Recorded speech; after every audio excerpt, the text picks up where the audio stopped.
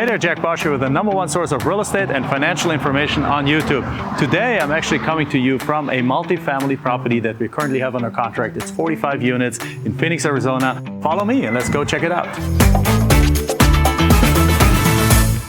Today is due diligence day. So there's guys running around up there doing pest inspection, roof inspections, plumbing for inspection, so snaking and with cameras. There's an entire team looking at unit after unit after unit. Engineers are here. It's a big effort to make sure that when you buy a multifamily property, the seller doesn't sneak in a whole bunch of stuff that he doesn't tell you, and instead you know everything you need to know about that property. So for example, this is a 2-story, 1970s or so, mostly 1-bedroom property in a great location in town, a location that is regentrifying right now. Like 20 years ago, this was a crappy area. 10 years ago, this was a semi-crappy area. Right now, it's a mixed, but already very good area. And because just a mile or two over here, houses sell for $2.5 million.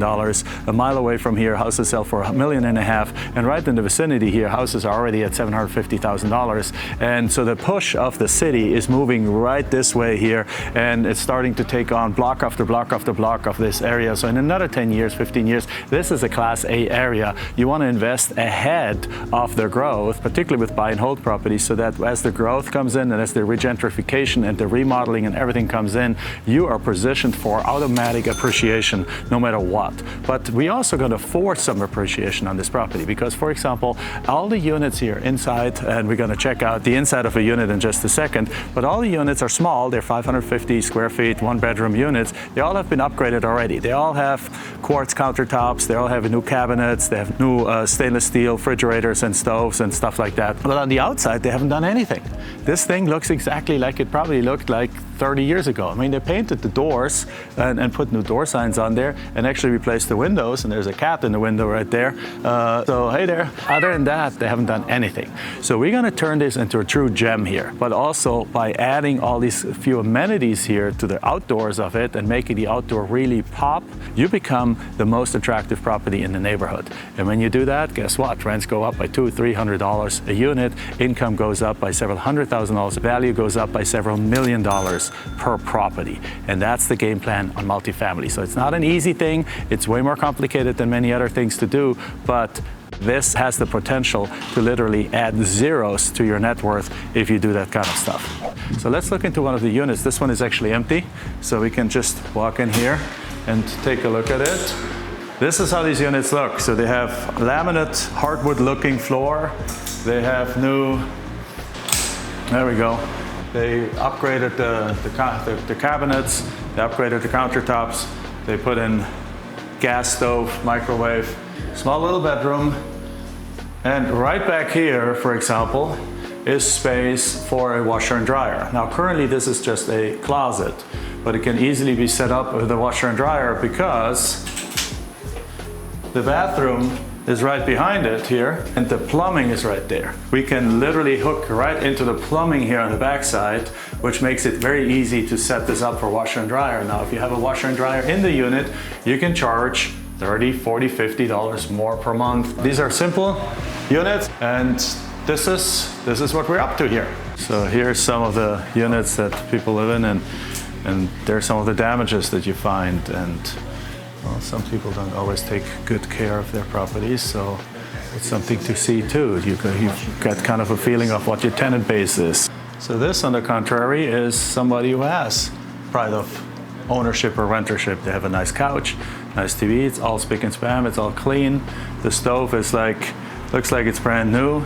There's 2 beds in the back, but if you look at it, it's clean, it's nicely maintained. Yeah, there's pizza on the back of garbage there, which is normal. People eat, right? That's the difference between some tenants and some others. So typically when we buy multifamily properties, there's 2 paths. The reason we buy multifamily properties is to invest our own money.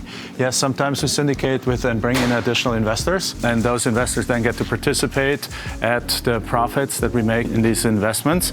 But our main goal is to basically buy these properties and make them better, and then at that point of time, we often choose whether or not to sell them or to keep them. Now, this particular property is probably a buy and hold for us because of the location. I live 15 minutes away from here.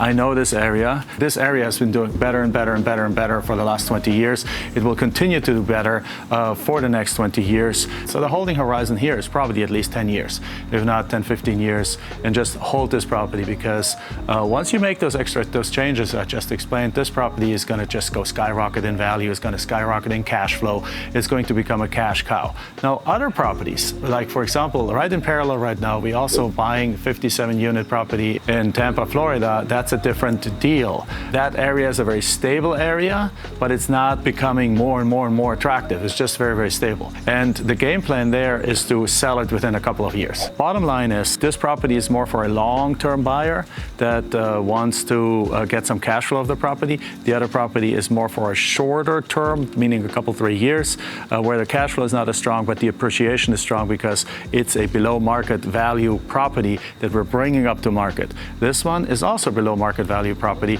but we're bringing it up to value and then we're allowing it to continue to go up in value as the area keeps gentrifying around here. So we're going to resurface the pool, which is a decent looking pool, but it's kind of like old, it's aged, it's dated, right? So we're gonna take this thing and we're gonna either make a pebble tech pool or something like that. And then also, if you look at over here on this side, this is really like a dead zone. There's two large palm trees, but other than that, it's completely dead zone. Nobody goes there at all. Well, what we're gonna do is we're gonna level it off, put some artificial grass and the turf on there, put some pergolas there, make it like really like this cabana kind of resort style kind of living. Now on top of it, we're gonna go paint all these railings, these wooden railings there. They're like brown, they're boring, right? Then we look at these kind of sheetrocks, they're kind of retro, but this kind of whatever that is slate, we're probably gonna remove that and make it real nice, probably level this off a little bit, perhaps make it another kind of sitting area or a place for dogs to go do their business and just overall refresh the property, create shaded sitting areas. We're in Arizona, it's hot, right? But another thing that we do also is you look at the outside thing. So right here, there's a big pipe. Now, what is that? Well, this is an upgraded electric system. So that's very, very important because this is a 1970s property. And 1970s properties means electric, panels, wiring, everything was completely different and old style there. And that's good news. And upgrading electrical costs a ton of money. So seeing this and seeing that this has been done already is actually a great thing, right? So they have a small laundry room. They're usually also under contract from a third-party company, and that is a huge ripoff. They give you the equipment, they maintain the equipment, but then they tell you, oh, we'll give you 50% of the net revenue from these units. As a landlord, you're thinking you would be getting $300 a month. Well, wrong. What these guys are really notorious for is coming up with all kinds of expenses and with repairs and this and maintenance fees and you name it. And at the end of the day, this thing might produce $600, but they give you like $50 a month. So what I like to do when I buy multifamily properties, I like to analyze the contract and I like to put a big mark on the calendar when I can cancel that contract. Because the moment I can cancel a contract, I can rip those out, I can buy new pieces, I can probably pull out $1,000 a month out of a room like this, and I get to keep the $1,000. Now here's the key again. When you have a laundry room that produces $1,000 in income for your property, that's $12,000 a year. If you increase the income of the entire property by $12,000 a year, you just increase the value by $350,000. $300,000 to $350,000 values. Now, buying these 3 washers and these dryers might cost you $15,000. So if I'm investing $15,000, you're generating $12,000 a year in cash flow, and you're increasing the value by over $300,000. Now that's a smart investment. Those are the little things you can do around a multifamily property to really increase the value like crazy. So the key things are, make sure you have a great team with you because you can't know everything about everything on there.